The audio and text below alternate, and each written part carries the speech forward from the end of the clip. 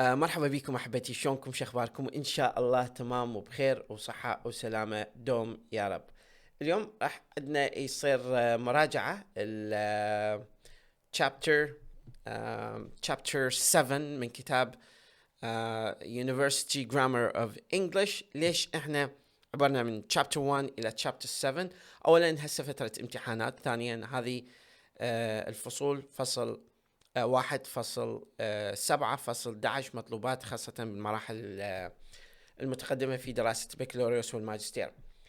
احنا ان شاء الله راح نغطي كل الكتاب، لكن بسبب أولوية هذه الفصول وأهميتها لازم احنا نخليها بنظر الاعتبار انه الطالب حيستفيد، المتدرب باحث الماجستير باحث الدكتوراه حتى باحث البكالوريوس ممكن يستفيد من المعلومات اللي ممكن موجودة بهذا الكتاب اللي احنا ناويين نقدمها إلى. فchapter 7 يبدي the simple sentence. طبعا راح نخلي المراجعة مع هذا الفصل على مرحلتين، لأنه حقيقة الفصل 35 صفحة، فالفيديو حيكون كلش طويل، فلهذا احنا حابين نقدم الفيديو بطريقة مختصرة. simple and complex sentences. أريد تنتبه على نقطة قبل أن نبدي مراجعة هذا الفصل. المعلومات اللي بيه بال1990 انكتبت، نوعية الجمل اللي حاليا تقال في اللغة الإنجليزية تختلف عن نوعية الجمل اللي هو مخليها هنا. هذا الكتاب هو prescriptive، دا ينطي وصفة لما علينا أن نقول، بس هو مو بالحقيقة اللغة الإنجليزية الحية اللي موجودة بالشارع. فهذا مستند على grammar قديمة، وهذه grammar prescriptive، يعني توصف أنه أنت ما عليك أن تقول قل ولا تقل. مو descriptive أنه يجي يشوف، مو descriptive يجي يشوف،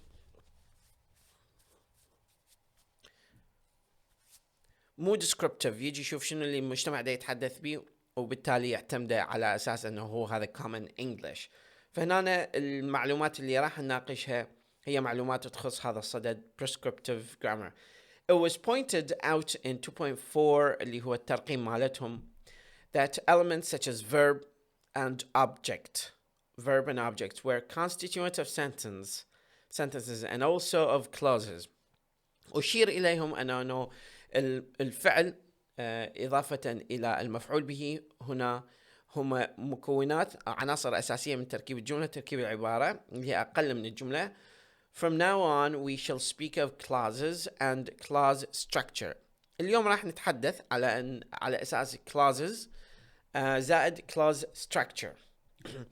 طبعا احنا بنتحدث عن clause فهي it's a rank، هي رتبة أقل من sentence. شلون الرتبة العسكرية؟ بيها subject وبيها predicate، بيها فاعل وبيها خبر، أو بيها فاعل وبيها مسند، ما أعرف التسمية مالتها. احنا اليوم أنا كوني مو مترجم، وهذا راح ما يخلينا نستخدم ممكن كل التعابير القواعدية الدقيقة اللي هي مكافئة بين اللغة العربية واللغة الإنجليزية، كوني أنا غير مختص باللغة العربية. لكن شرحنا هو مجرد to walk you through، أنه نمشي يعني نمشيكم على هذا المجال، تطلع على هاي المعلومات اللي بهذا الفصل تحديدا، حتى ممكن تكون بها استفادة إلك كونك أنت طالب بهذا المجال. فعندك مثلا subject I quickly shut the door before the animal could escape. I quickly shut the door before the animal could escape. هذه شنو؟ هسه نجي عندنا I هو subject، quickly هو adverb of process، هو ظرف ل process، عملية إغلاق الباب. شلون بأي طريقة؟ slowly، فهي يسموها process. I carefully، I slowly، I quickly، fast. shut اللي هو v trans معناها verb transitive، يعني verb متعدي. هنا راح يصير عندنا نقطة جدلية.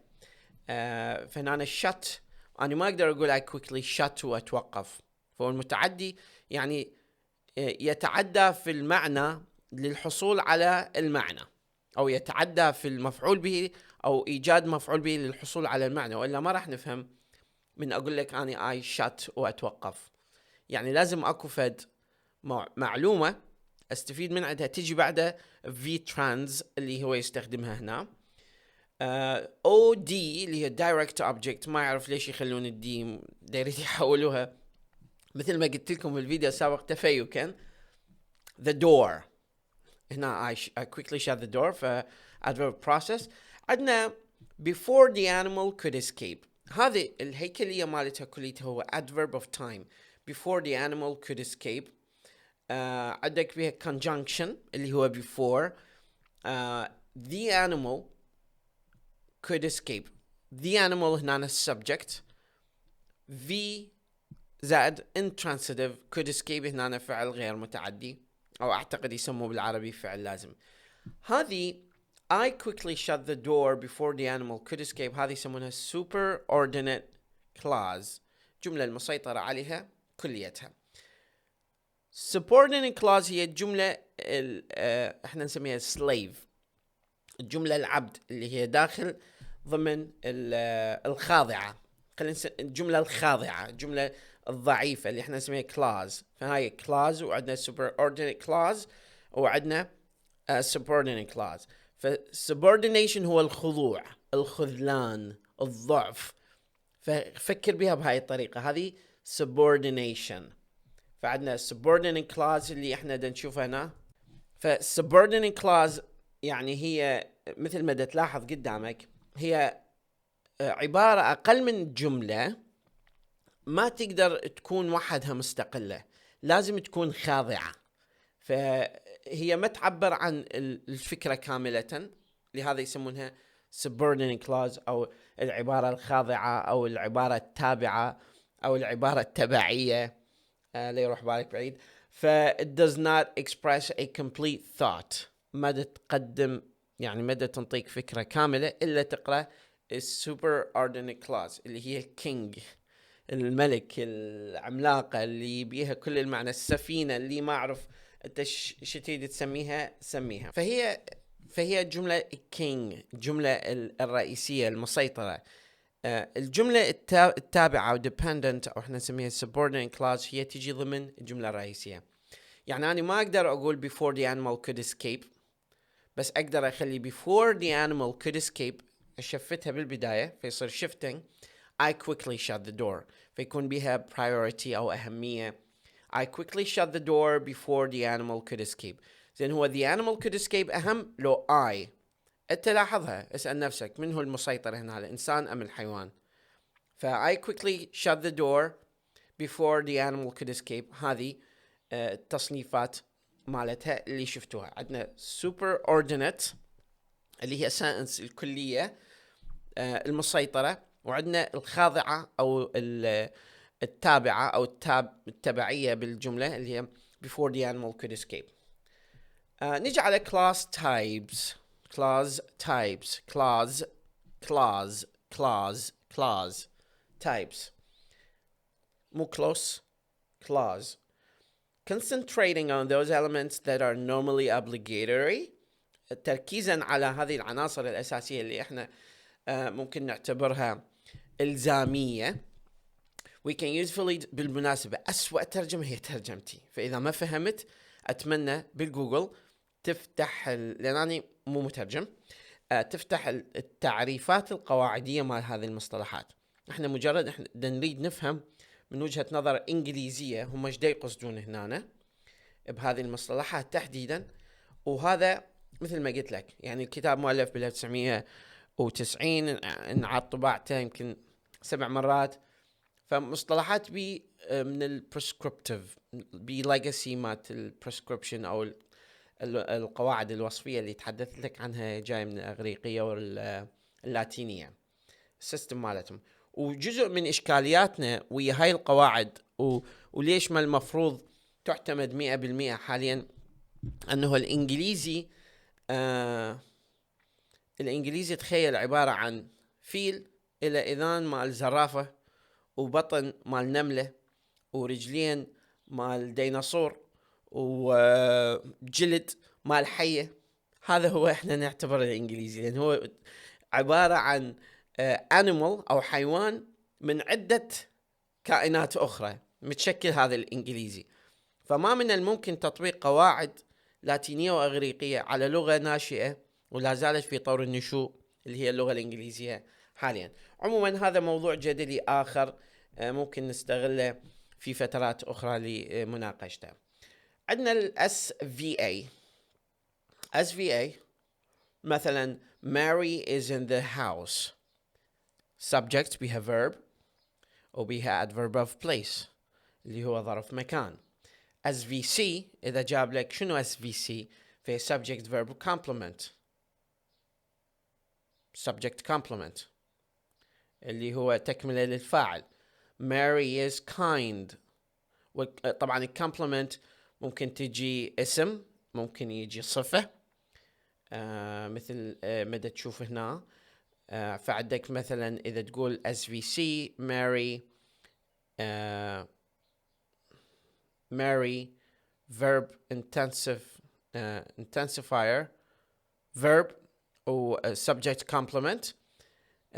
انت هذه شلون تصير عندك اشكالات عليها؟ الاس والسي، اقرا الاس الاصغر قبل الاكبر. فالسبجكت complement. فماري is kind, Mary is a nurse.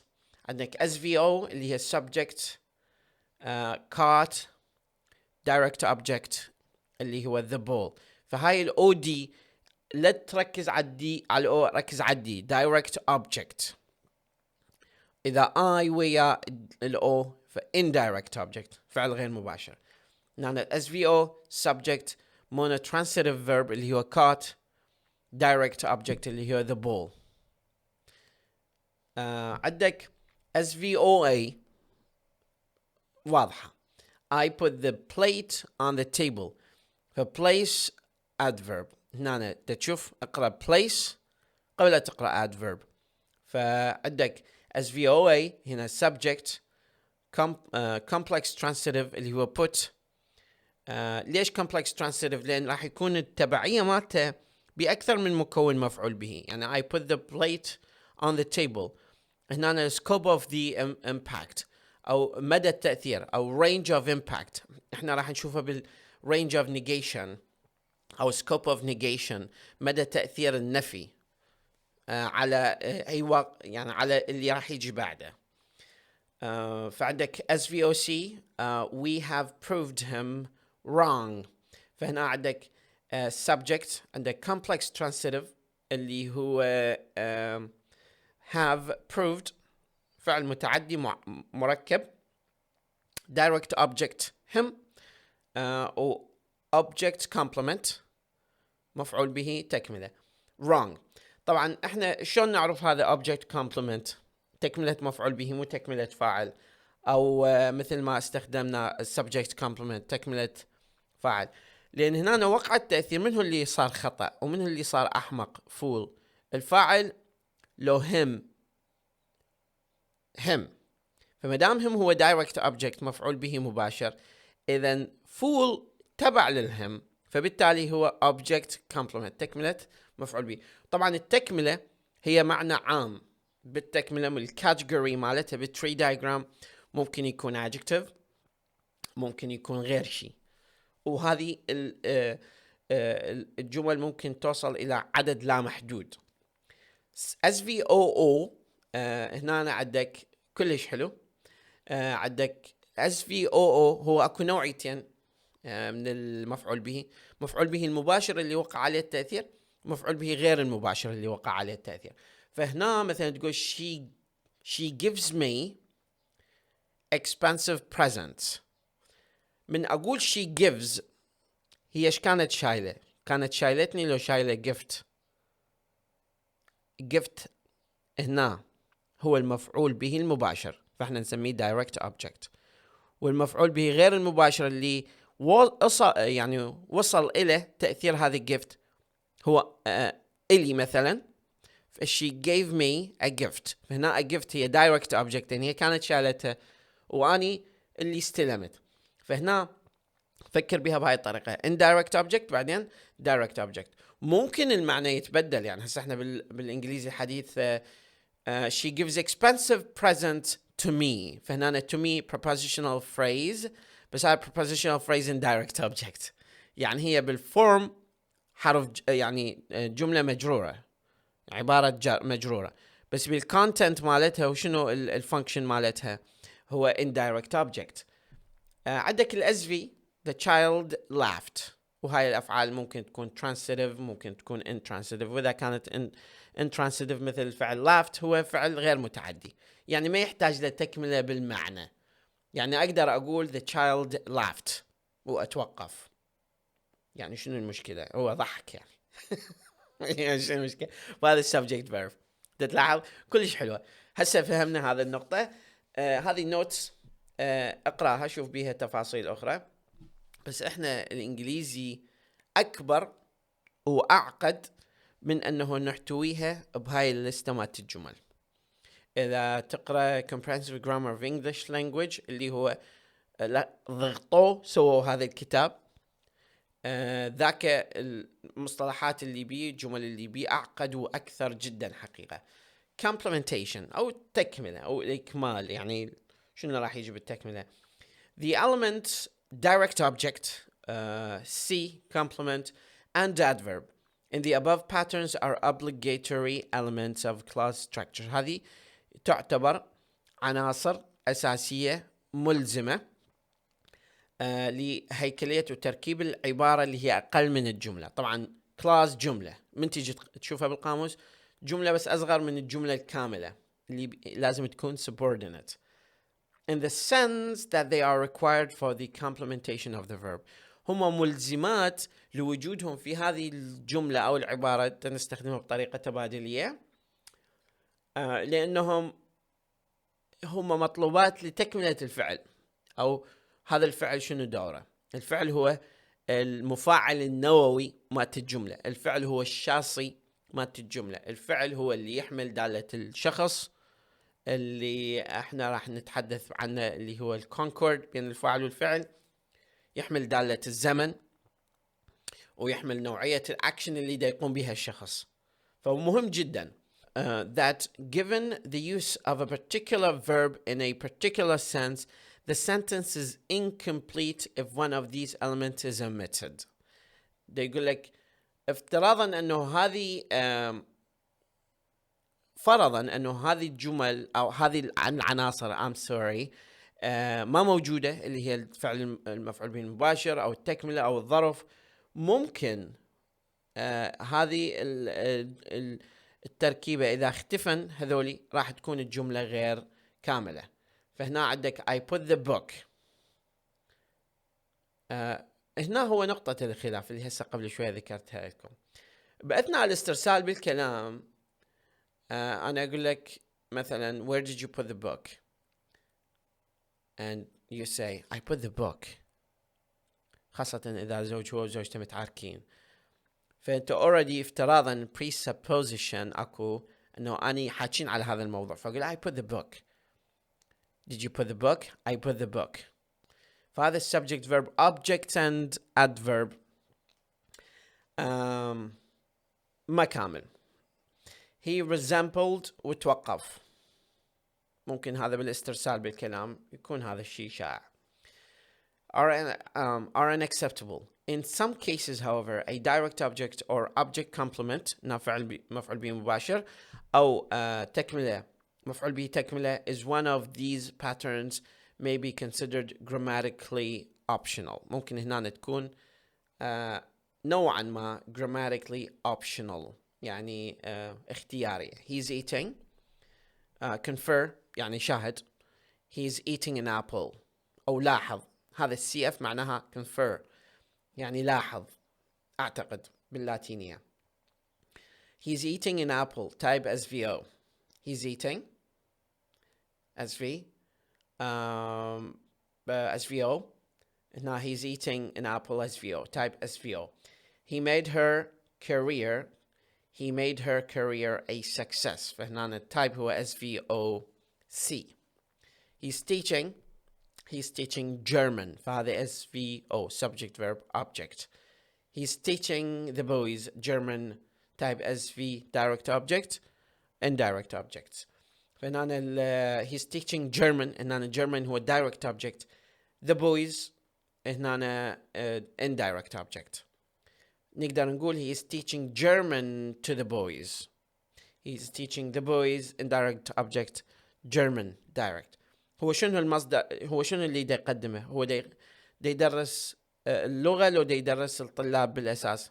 المصدر اللي دا ينطلق هو اللغة، فبالتالي هي direct object. تأثيرها المباشر فهذا نعتبرها DO اللي هو direct object.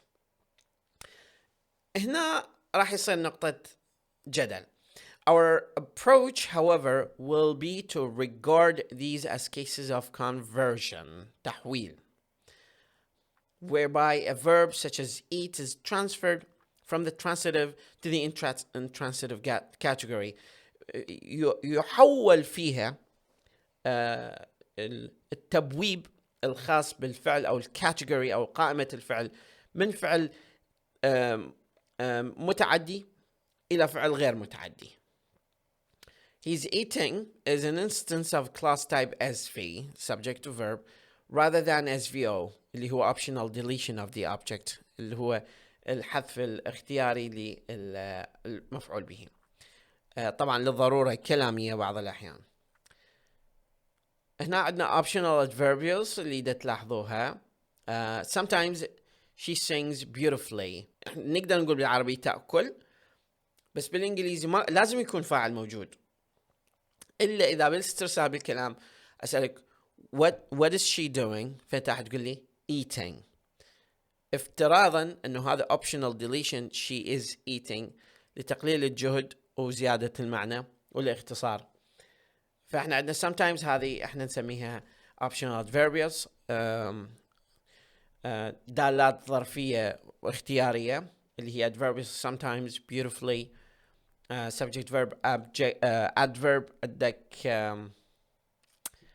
ممكن نقول in America most students are on vacation. فهذا عندك adverbials on vacation، عندك adverb of place in America. بس هل هما optional؟ يعني هو تفسيره انه هما optional، بس انا شخصيا ما اشوفهم هما optional، لانه احنا ليش قلناهم اصلا؟ لانه لازم اكو معنى، اكو restricted meaning. يعني هذا بالمفاهيم الحديثة يسمونه context. Lack of context implies lack of understanding. So you have to add more list or layer of details so you let people understand what you're talking about. So they are obligatory in the sense of understanding. They are optional in the grammatical sense.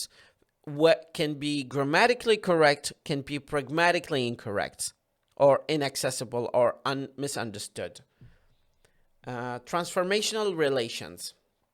هنا العلاقات اللي هو مسميها علاقات التحويلية أو التغييرية. One way of distinguishing the various clause types is by means of transformational relations أو العلاقات التحويلية أو relations of grammatical paraphrase. Clauses containing a noun phrase as object are distinguished by their ability to be converted into passive clauses. يعني واحدة من الخواص الجمل الاسمية أو العبارات الاسمية كمفعول به يمكن معرفتها من خلال تحويلها إلى مبني للمجهول. فعندك مثلا هنا by converting into passive clauses the object's noun phrase assuming the function of subject اللي هي passive verb phrase، هذه يختصرها pass v. The subject appearing if at all in optional by phrase. فإحنا هنا يسموه long passive voice و short passive voice اختصارا. long passive voice اللي هو مبني المجهول الطويل اللي يبي الفاعل الحقيقي، واللي هنا مرات الضرورة اللغوية تفرض علينا أنه ما نتحدث به. وأكو عندنا المبني المجهول القصير اللي ما بي by. Many critics disliked the play. فهنا subject verb أو direct object. The play was disliked. نقدر نقول by many critics ونقدر نحذفها تضمينا. Where the passive draws more attention to the result than the action or agency. راح نشوف الاجنتيف وراح نشوف دور الفاعل العميل هنا. اللي نتحدث به. مرات احنا ما نقول الفاعل، يعني مثلا قتل الجنود، اذا نقول منو قتلهم راح يكون shifting of attention على الفاعل، وراح نقلل الأهمية على هذولي كمفعول به موجودين بصياغة هذه الجملة. فبالتالي هي ضرورة بلاغية إلى the window was broken. ممكن هذا نقول هذا short passive و long passive، نقول the window was broken by my younger son. I know how the window got broken. أنا أعرف شلون انكسرت الجامة. A more gradually achieved result can be sometimes expressed by become.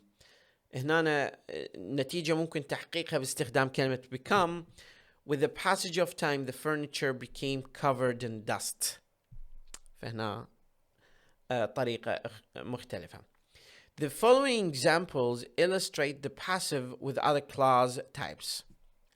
هنا الباسيف أو المبني المجهول موضح ضمن عبارات أخرى أو أنواع عبارات أخرى. Queen Victoria considered him a genius. فهنا subject verb اللي موجود Queen Victoria considered direct object him object complement a genius. object complement اللي هو مفعول به هو يعني genius عبقري. من هو؟ Queen Victoria اللي هو، فهو direct object، إذن هذا يعتبر object complement تكملة المفعول به. He was considered a genius by Queen Victoria. هنا صارت subject والpassive verb was considered. عندك he was considered subject complement a genius أو adverbial adverb of place هذا optional بين قوسين هذه optional. An intruder must have placed the ladder there. فهنا direct object location adverb يعني there هنا locative adverb or locational adverb ظرف مكاني. The ladder must have been placed there by an intruder. شوف التصنيف مالتها راح تصير passive verb locative or locational adverb، وهذا الادفيرب الرئيسي ممكن هو يعتبر optional. نجي اقرا التكمله مالتهم تشوفوا شلون ده يتغير. هنا there is sometimes equivalence between، هنا اكو تكافؤ بين subject verb complement subject verb adverb، مثل ما يشاهد هنا the baby is sleeping. the baby is asleep. اثنينهم بيهم equivalence، بس equivalence بالstructure grammatically speaking مو بالمعنى. هنا بنقول the baby is sleeping، that means he is dynamically speaking right now. Maybe he's gonna awake few minutes later. The baby is asleep هنا static، he's asleep. فهنا اكو referential meaning. The loaves will suffice. 2 loaves will be sufficient. ممكن هذا بالformal English لأن هذا written. احنا واحدة من مشاكلنا باللغة الإنجليزية أنه هذا structure هو applicable to writing أكثر مما applicable to spoken English. يعني he hurried, he went fast. ممكن احنا نقول he went fast بها equivalence ل he hurried، بس احنا إذا نجي ماكو synonym دقيقة أو equivalent 100% ويا synonym أو مفردة أخرى. intensive relationship. شنو intensive relationship؟ هنا هذه العلاقة يكون بها تجديد خاصة باستخدام الظروف. مثلا SVOC اللي subject verb object complement clause is often equivalent to a clause with an infinitive or that clause. To plus infinitive or that clause. I imagined her beautiful. I imagined her to be beautiful. فهذا intensive equivalent. I imagined that she was beautiful. I imagined her beautiful. هذا احنا ليش نسميه intensive. The equivalence shows that the object and the complement of an SVOC clause are at the same relation to one another as the subject and complement of an SVC clause. The relation is expressed wherever it is expressed at all by intensive verb. By intensive verb. The intensive relationship is important in other aspects of grammar apart from clause patterns. It underlies, for example, relation of opposition, علاقة طردية أو علاقة تضاد. Further, we may extend the concept of intensive relationship to relation of subjects to adverbial and objects to adverbial. هنا علامات أو دالات ظرفية أو كلمات ظرفية أو إلها مدلول ظرفي اللي هي مثلا sometimes, carefully, beautifully. SVOO هنا clauses can be transformed into SVOA. ممكن تحويلها إلى SVOA. عبارة SVOA by the substitution of a prepositional phrase عن طريق تحويلها من أو استبدالها ال prepositional phrase for the indirect object. مثلا ما نقول she sent Jim, she sent a card to Jim. فهذا ال substitution. نرجع على أنه ليش احنا نسميه intensive relationship أو علاقة تجديدية. احنا من نقول I imagined her beautiful، هنا أنا beautiful هي object complement على حد علمي، بس to be beautiful هنا بيها intensification، بيها تجديد أكثر. يعني I want you to be smart تختلف من أنه أقول لك I imagined you smart. I want you to be smart هذا بيها imposition، بيها فرض، بيها intensity. فهو فاهمها كويرك وجماعته بهذه الطريقة. Multiple class relationship of verbs. الفئة أو الصنف المتعدد لعضوية الفعل، هذا الترجمة الحرفية مالتها. بس راح نيجي شنو إنه هذا الكاتيجوري مالت الفعل ممكن يكون ب multiple classes، بفئات متعددة. It must be borne in mind، لازم يؤخذ بنظر الاعتبار that one verb can belong in various senses to a number of different classes. لأن هو الفعل مو restricted على جزء واحد أو جزئية واحدة، بالعكس هو يعني ممكن ينضم إلى أكثر من class، يعني مو class واحد. And hence enter into a number of different class types. طبعا هو ليش احنا دا ندرسها بهاي الطريقة؟ لأنه حقيقة احنا هسه بالكوربس linguistics هذا ما ينطبق، لأنه أكو varieties أخرى، لأنه مصدر اللغة هم المتحدثين، فالمتحدث يصيغ اللغة بالطريقة اللي هي تعجبه. فبالتالي هذا الموضوع يعني أكبر من أنه يحاط بفد كاتيجوري معينة. عموما هو مجرد احنا دا يصنفهم بهاي الطريقة لتسهيل دراستهم وفهمهم، وإلا يعني الموضوع عقد من هذا الموضوع، من هذا الشيء. The verb get is particularly versatile one. Verb get, verb set بالقاموس بأكثر من 90 معنى، بس هذا من ناحية المعنى semantic كويس. هسه نشوف SVC he's getting angry. SVA he got through the window. SVO he'll get a surprise. SVOC he got him shoes and socks wet. He got his shoes and socks wet. SVOA adverb of place.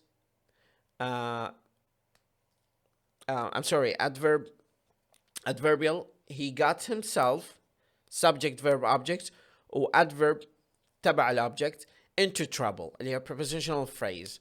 As the direct object or indirect object he got her a splendid present. I got her indirect object, a splendid present direct object. فهذه كلمة got شوف بيها إيش كم class إيش كم category هنا. Through the multiple class membership of verbs ambiguities can arise. ممكن يصير أكو غموض أو ينشأ غموض من هذه الambiguity بهذا السبب. مثلا I found her an entertaining partner. Like she called him a steward. could be interpreted as either subject-object complement or subject. خلينا نشوف مثلا she called him a steward. هنا هل هي معناها هل هي نادته على أساس أنه steward؟ لو هل هي نادت له على steward. I found her an entertaining partner. هل معناها أنا وجدتها شريك مسلي أو وجدت لها شريكا مسلي؟ فهنا هو direct object complement مفعول به تكملة، أو ممكن تعتبر direct object و indirect object. نتفكر بها الموضوع، نرجع نعيدها بس للتأكيد. I found her an entertaining partner. هنا entertaining partner هي وصف للher لو هي indirect و direct object. هذه النقطة اللي أريدك شوي تفكر بها من ناحية المعنى. عف القواعد على جهة. هل معناها I found her an entertaining partner؟ أنا وجدتها يعني شخص مسلي. معناها هاي الجملة بها ambiguity.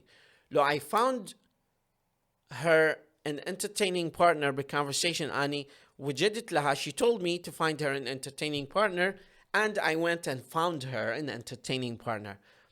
ممكن نوضحها أكثر إذا نقول I found to her an entertaining partner. ممكن هنا يكون التسمية مالتها تساعدنا على الفهم بطريقة أفضل.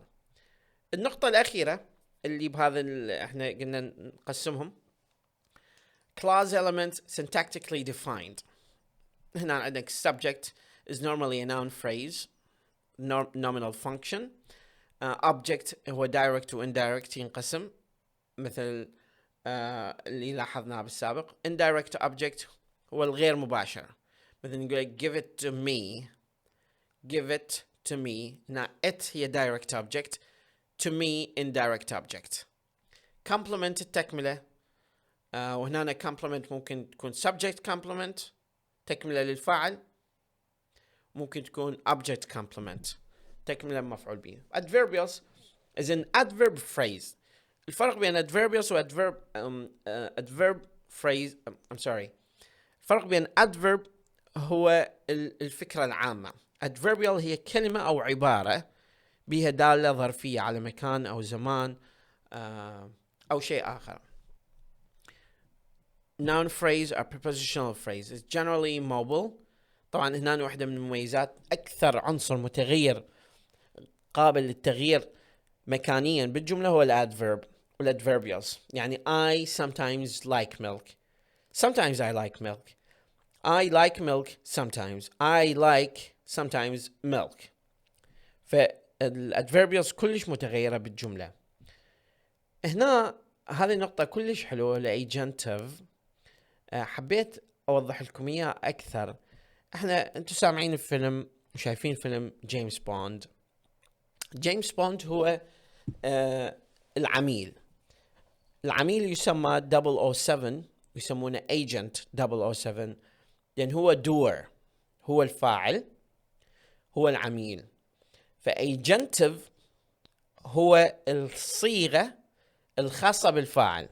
He's the doer. The most typical semantic role of a subject is agentive. دور الفاعل دلاليا هو agentive. Subject, he's the doer. That is the animate being instigating or causing the happening denoting by the verb. هو الشخص اللي يساعد على تحريك أو تفعيل أو تسبيب الشيء أو الحدث اللي يقوم به الفعل، اللي يوصف الفعل حقيقة. John opened the letter. فجون هو agentive. He is the agent اللي فتح الباب. opened متى يعني يقوم بها الفاعل اللي هو agentive اللي هو subject اللي هو John. The most typical function of the direct object is that affected participant is a participant, animate or inanimate, which does not cause the happening denoted by the verb. هو المتلقي أو المتأثر به. مثلا many members of parliament criticize the prime minister. ال MP هو أعضاء البرلمان يختصرهم MP. Criticize the prime minister. فهنا هو منو ال affected هو prime minister. The most typical function of the indirect object is that the recipient المتلقي. I found you a place. فهنا ال indirect object هو you. مفعول به غير مباشر. The role of the subject complement is that of attributes of the subject. تشير دور الفاعل تكملة الفاعل هو نعت أو وصف أو صفة أو ملحق أو إلحاقا أو وحدة من الخواص اللي تلحق بالفاعل. Whether a current or existing attribute with a state of verbs or one resulting from the event described by the verb اللي هو احنا dynamic verbs أو واحدة من يعني العناصر اللي ناتجة من الوصف الفعل خاصة إذا كان dynamic. مثلا current attribute he's my brother, he seems unhappy. Resulting attribute he became restless. هذه بها dynamism, بها حركية. بينما الأول he's my brother هو هذا static or stative verb, فعل ثابت غير حركي. The role of the object complement, هنا شنو دور ال object complement, is that of the attribute of the object, again either a current or resulting attribute. مثلا I ate the meat cold, أكلت اللحم باردا. For the current attribute I prefer coffee black, or I prefer black coffee. هنا resulting attribute they elected him president. فهنا president هي object complement بس هذه resulting attribute. هذا نعت ناتج من هذا الموضوع. إذا كلمة attribute معناها نعت بالعربي.